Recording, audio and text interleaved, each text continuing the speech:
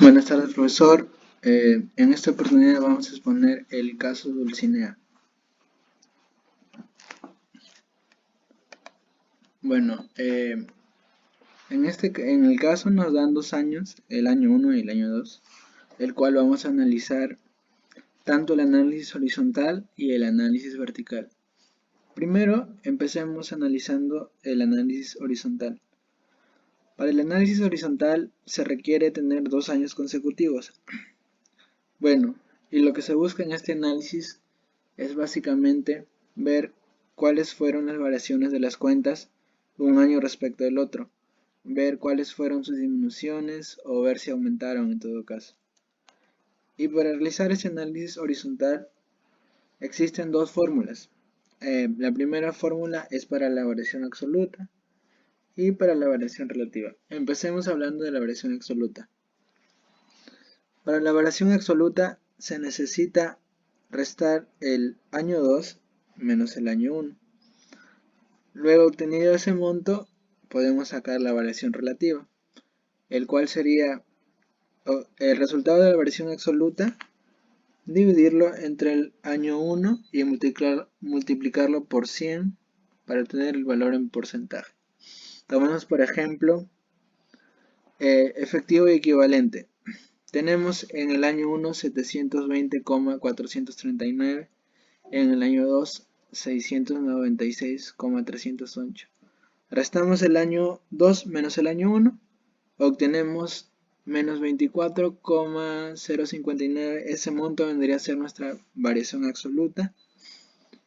Y luego a ese monto lo dividimos entre el año 1 y lo multiplicamos por 100 y obtendríamos el resultado para la variación relativa, que sería menos 3,34%. Por otro lado, el análisis vertical solo se analiza de un solo periodo, de un solo año. Es por eso que se dice que es estático. Y lo que se busca en este análisis básicamente es ver qué porcentaje de representación tienen las cuentas en relación al total de activos. Y para ello se aplica la fórmula el valor de la cuenta X sobre el valor de la cuenta base por 100. Tomaremos por ejemplo el mismo, efectivo y equivalente y efectivo. Tenemos el valor de la cuenta X, en este caso el efectivo y equivalente efectivo, que vendría a ser 720,439. Dividimos entre el valor de la cuenta base, que vendría a ser el total de activos. Lo dividimos entre 3.464,125 y luego multiplicamos por 100. Y así obtenemos un resultado del 20,80% en lo que es efectivo y equivalentes. ¿Qué quiere decir esto? Que tenemos 20,80% en relación a nuestro total de ventas, o nuestro total de activo, perdón, en relación a nuestro total de activo. Bueno, para realizar el análisis vertical y horizontal del pasivo y patrimonio, bueno, empecemos con el análisis vertical. En este caso, lo único que va a variar es el valor de la cuenta base, que en el caso para el pasivo y patrimonio vendría a ser el total de pasivo y patrimonio. Tomemos por ejemplo las cuentas por pagar comerciales. Tenemos el valor de la cuenta X, que serían las cuentas por pagar comerciales con un monto de 164,205. Lo dividimos entre el valor de la cuenta base, que vendría a ser el total pasivo y patrimonio. Dividimos entre 3.464,125. Lo multiplicamos por 100. Y tenemos un monto de 400.74% en el análisis vertical. ¿Qué quiere decir esto? Que en cuentas por pagar comerciales tenemos 4,64% en relación al total de pasivos y patrimonio. Y para el análisis horizontal es el mismo procedimiento que el de los activos. Básicamente es restar el año 2 menos el año 1, luego dividirlo entre el año 1 y multiplicarlo por 100 y obtendríamos también el resultado de la variación relativa. En el segundo año se vio que hubo un aumento del 3% tanto en patrimonios, indicando que hubo un crecimiento en las ventas debido al aumento del capital.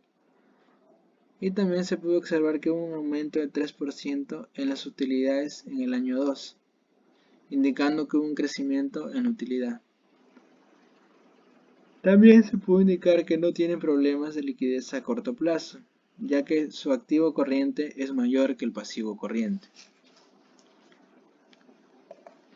Bueno, y en otras conclusiones tenemos que la empresa tuvo un crecimiento pequeño debido al aumento en máquinas y equipos. Se puede decir que están preparándose para tener ventas en el siguiente año fiscal. Y también es importante que la empresa no siga disminuyendo ese efectivo y equivalente de efectivo.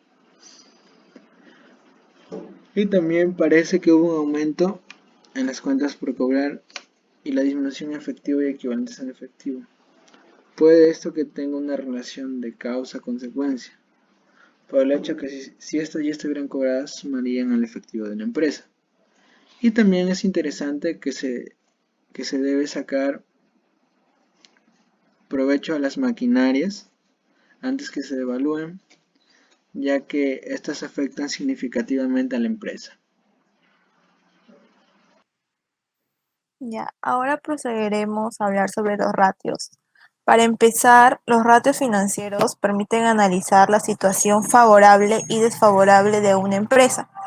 En el caso de Dulcinea, hemos empleado 3 tipos de ratios. El primero de ellos es el ratio de liquidez, que se usa para medir la disponibilidad de efectivo. Tenemos la liquidez corriente, el cual se determina dividiendo el activo corriente entre el pasivo corriente del estado general, en este caso de cada año, obteniendo un resultado favorable.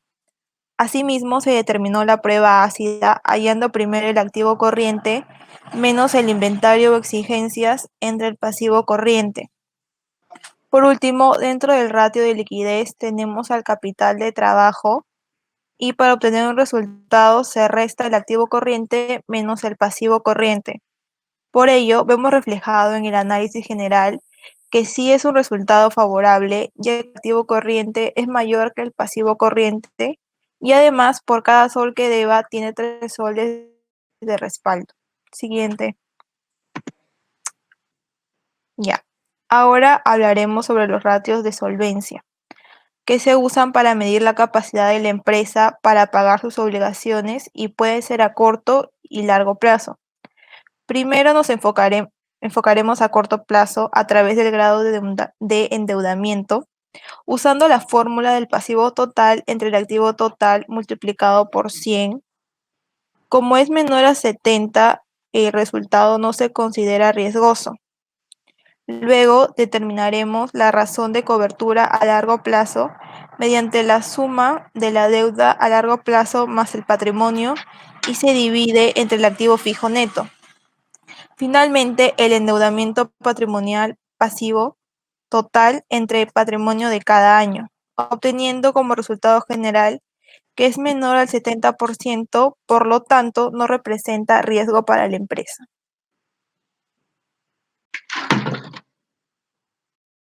Pasando a lo que es el ratio de la rentabilidad, tenemos en la rentabilidad sobre la inversión, la rentabilidad sobre los capitales propios y el margen comercial. Bueno, lo que permite el ratio de rentabilidad es analizar la rentabilidad de la empresa en el contexto de las inversiones que se realizan. La fórmula para hallar estos ratios es la utilidad neta dividida en el activo total por 100.